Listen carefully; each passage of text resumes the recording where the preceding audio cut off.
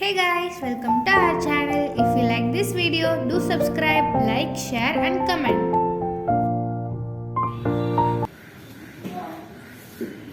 Hi my dears, இன்னைக்கு நாம வாக்கிய வகைகள் பார்க்க போறோம். அதுல வந்து தன்வினை, பிறவினை, செய்வினை, செயற்பாட்டு வினை பத்தி பார்க்கலாம். இப்ப பாருங்க தன்வினை அப்படின்னா வினைனா நம்மளுடைய செயல்கள் தான் வினை. இப்ப பாருங்க எழுவாய் ஒரு வினையை செய்தால் அது தன்வினைமா.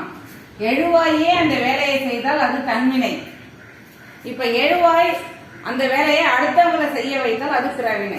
அது வந்து பாருங்க எழுவாய் ஒரு வினையை செய்ய வைத்தால் அது பிறவினை.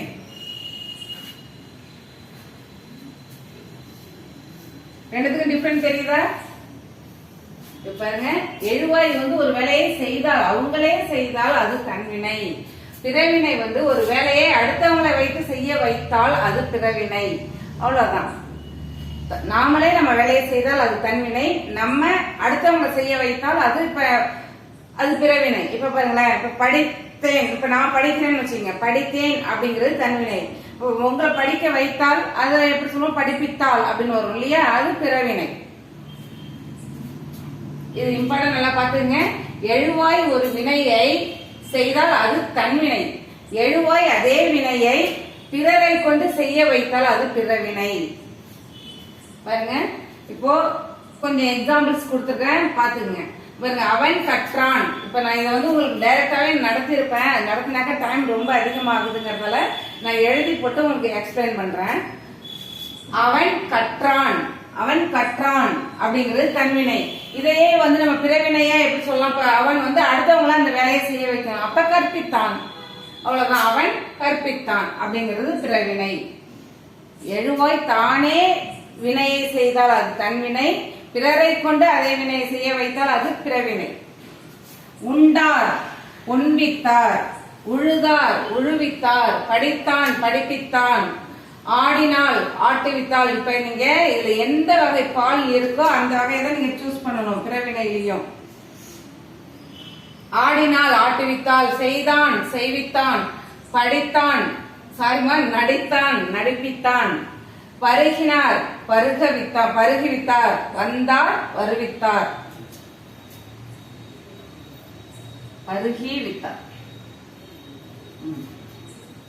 பாருங்க, இப்ப இது உங்களுக்கு நல்லா கிளியரா புரிஞ்சிருக்கும்னு நினைக்கிறேன். தன்வினை பிறவினை ஒரு ரிவிஷன் பார்த்துப்போம். எழுவாய் ஒரு வினையை தானே செய்தால் அது தன்வினை. எழுவாய் ஒரு அதே வினையை பிறரை கொண்டு செய்ய வைத்தால் அது பிறவினை. அடுத்து பாருங்க, செய்வினை செயற்பாட்டு வினை பார்ப்போம். இப்ப செய்வினைக்கு ஒரு ஈஸியா நீங்க ஒரு ஐ அப்படின்னு வந்தால் அது செய்வினை. இப்ப செயற்பாட்டு வினைனா ஆள் அப்படின்னு வரும். பாருங்களேன், செய்வினை வந்து செய்பவரை தான் முதன்மைப்படுத்தும். அந்த யார் செய்யறாங்களோ அந்த வினைய அவங்களே முதன்மைப்படுத்தி வரும் அந்த வாக்கியமானது. இப்ப செயற்பாட்டு வினைனா செயற்படு பொருளை முதன்மைப்படுத்தி வரும், அது செயற்பாட்டு வினை. செய்பவரை முதன்மைப்படுத்தும் வினை செய்வினை, செயற்படு பொருளை முதன்மைப்படுத்தும் வினை செயற்பாட்டு வினை. இப்ப அது எப்படிங்கறத நம்ம பார்க்கலாம். இப்ப பாருங்க, மாலா உரை படித்தால், மாலா உரை படித்தால் அப்படிங்கிறது என்ன, செய்வினை. மாலா உரையை படித்தால் அப்படின்னு அர்த்தம். அதான் ஐன்னு நாங்க சொன்னோம் இல்லையா, மாலா உரையை படித்தால் அப்படின்னா அது செய்வினை. அப்ப அது செயற்பாட்டு வினை எப்படி மாத்தலாம், ஃபர்ஸ்ட் இங்க உள்ள எழுவாய் இங்க போயிட்டு இங்க உள்ள செயற்படு பொருள் இங்க வந்துடும். உரையை அப்படிங்கிறது நமக்கு இங்க என்ன வரும், உரை.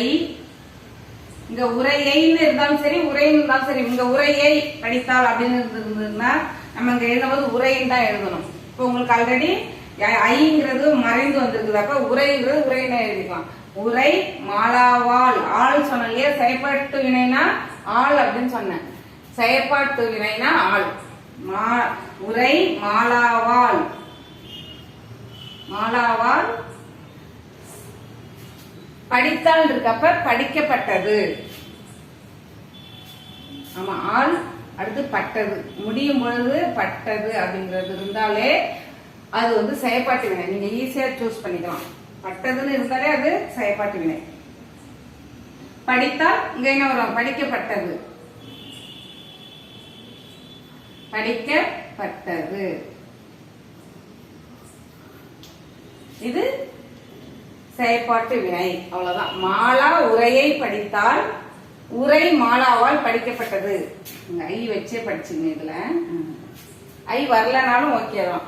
மாலா உரையை படித்தால் தன் செய்வினை உரை மாலாவால் படிக்கப்பட்டது, அது செயற்பாட்டு வினை. இப்ப அடுத்து பாருங்க, உணவு நலனால் சமைக்கப்பட்டது. நலனால் ஆள் வந்திருக்கா, பட்டது வந்திருக்கா. அப்ப இது எந்த வகை வாக்கியம்? செயற்பாட்டு வினை வாக்கியம். அப்ப இத செய்வினை எப்படி மாத்துறது? நலனால்ங்கிறது முன்னாடி வரணும், உணவுங்கிறது அடுத்து போகணும். சொல்லுங்க. நலனால் ஆளுங்கிறது செயற்பாட்டு வினைக்குரியது, அதை எடுத்துருங்க. அப்ப நலன், நலன் உணவை, ஐங்கிறது தான் நமக்கு செய்வினைக்கு வரணும் இல்லையா? உணவை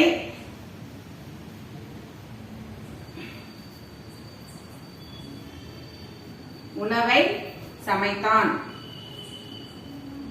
உணவை சமைத்தான் எழுதலாம், உணவு சமைத்தான் அப்படின்னு எழுதிக்கலாம்.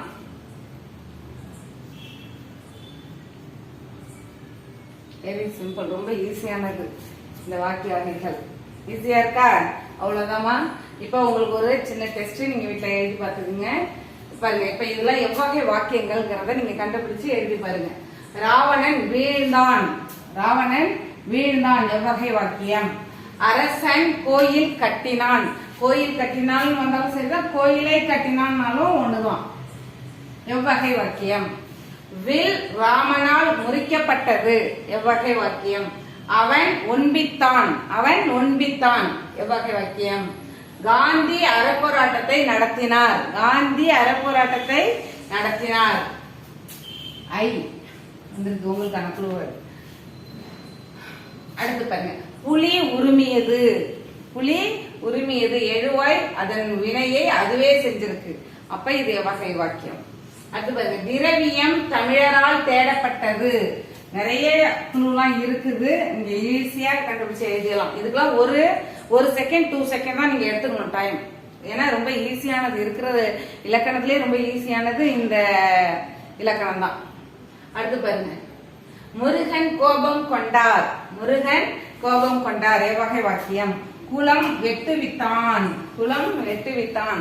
இதுல எழுவாய் பிறரை கொண்டு அவ்வினையை செய்ய வைத்துள்ளது. அப்போ இது எவ்வகை வாக்கியம்? நானே ஆன்சர் சொல்லிட்டேன், பாத்துங்க. கீரி பாம்பை கொன்றது.